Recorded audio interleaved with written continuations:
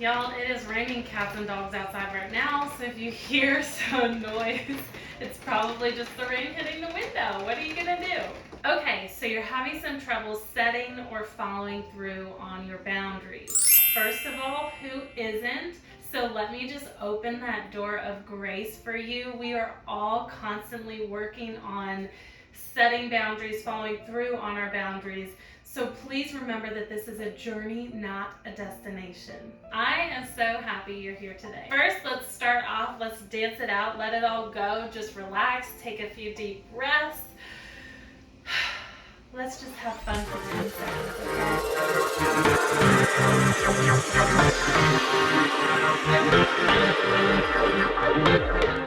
So first of all, welcome to my channel. Well, if this is your first time here, I am so glad you're here. My passion is empowering people, giving you tools and knowledge to better help and better find yourself. I believe that our life journey is a journey to finding ourselves, and we do that through curiosity, through gaining knowledge, through learning. We're going to begin talking about where setting boundaries stems from, and then I'm going to share a really cool analogy with you that you can carry this image with you through this week and this month to really strengthen your boundary setting. So stick with me till the end for all the juicy parts.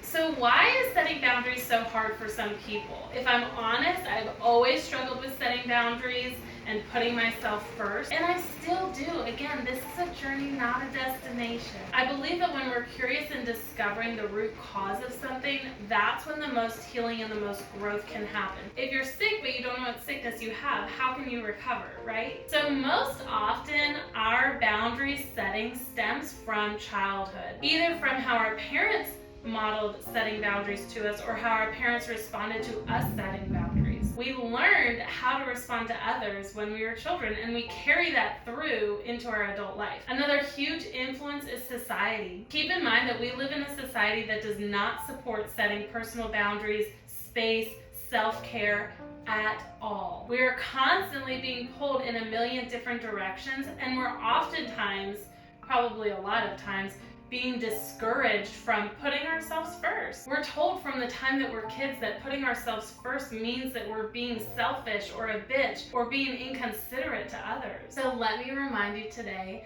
that it is not selfish to put yourself first. We actually as humans thrive and deeply need boundaries in all aspects of our lives, in our friendships, in our relationships, in our work-life balance, all areas. Now, connecting to last week's video, we can take this information and tell ourselves these stories of, see, this is just how the way life is. I can't change society. Nothing is ever going to change. I'm just stuck in this rut, right? We can tell ourselves that story. Can you change society? No. But you can change yourself. It's also really important to note here that we are all consistently setting and creating boundaries. Some are just harder and take a little bit more time and effort, and we focus on those, the ones that we struggle with, right? But take a second to applaud yourself and acknowledge that we're consistently setting boundaries. So you can do this, and it is possible. So I heard this incredible analogy that I wanted to share with y'all, and it's the analogy of a door. Our minds are a door. What are you allowing in, and what are you allowing to come out? Our eyes and ears are a door. What are you surrounding yourself with? What are you seeing on TV and social media? And what are you listening to in the people that you interact with daily? You hold the power to close a door if it's not serving you. You hold the power for what you allow into your mind, body, and spirit. You hold that power, not someone else. I guess someone wanted to come say hi. How we prepare for our days and how we spend our mornings is a door. What are you allowing in first thing in the morning? Are you turning on the TV and getting bombarded with all of this bad news? Are you hopping directly on your phone and scrolling and spiraling? Or are you starting your day off with you? I have a couple morning routine videos. I'll link one right here. If you are interested in exploring a morning routine, I cannot speak more highly about the importance of creating a morning routine, because you're setting the tone for the entire day. And when you are able to start your day off choosing you, choosing to close the doors that aren't serving you and open the doors that will serve you in that morning, you set the tone for the rest of your day. You really do. So where else do we go from here? Maybe you already have a pretty good morning routine, or maybe that just sounds like too much. Maybe you're immediately thinking about how I don't have enough time in the morning, I can't prioritize myself in the morning, I have too much going on. That's okay. Start small. Pick one small, comfortable way that you feel that you can practice setting healthy personal boundaries. Setting boundaries is a lot like working out. When you first start, it's really tough and it's a little bit awkward, but if you stay consistent with it, you're gonna be building that muscle and it gets easier. And you'll be able to expand into other areas of your life that you otherwise thought would be too difficult in the beginning. This is probably the most important part of this video. Please remember that boundaries are all about you.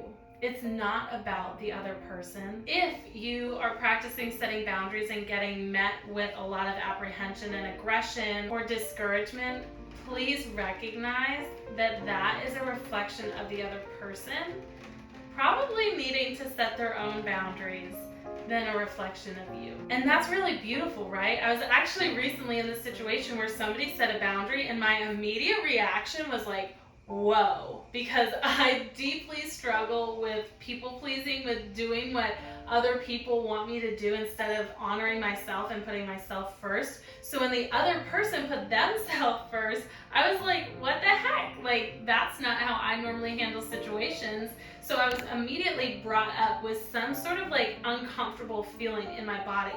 And when I stepped back and I took a breath and I realized, oh my gosh, I'm feeling a little bit jealous right now that this person was able to set this boundary and take care of themselves, and I wasn't able to do that. When we work on ourselves and when we practice self-care and developing our strengths, we're oftentimes met with new opportunities for growth in other areas of our life. And that's really the beauty of life, and I absolutely love the idea of this. But again, it goes back to this analogy of the door. That situation really reminded me to continually ask myself, what doors am I opening that don't need to be open right now? And what doors can I be closing? What can I keep to myself? My biggest advice, if you are someone like me that practices the art of setting boundaries, is continue to turn inward, to continue to develop yourself, take time for yourself, practice self-care. And that can look like meditation, journaling, going for a walk, just laying on the couch and just being, just hanging out. I just got back from Maine. My family has a lake house, and this was the first time I remember like fully settling into just being and not having to be productive, not having to be doing something or even have a plan, just to hang out. And I truly believe that as we settle more into ourselves, then practicing things like setting boundaries becomes a more developed muscle. I hope that makes sense, and I hope that this inspires you this week and this month. Every time you walk through a physical door, keep this analogy in your mind. You hold the power. Don't let anyone take that away from you. I'll see you next time, friends. Bye.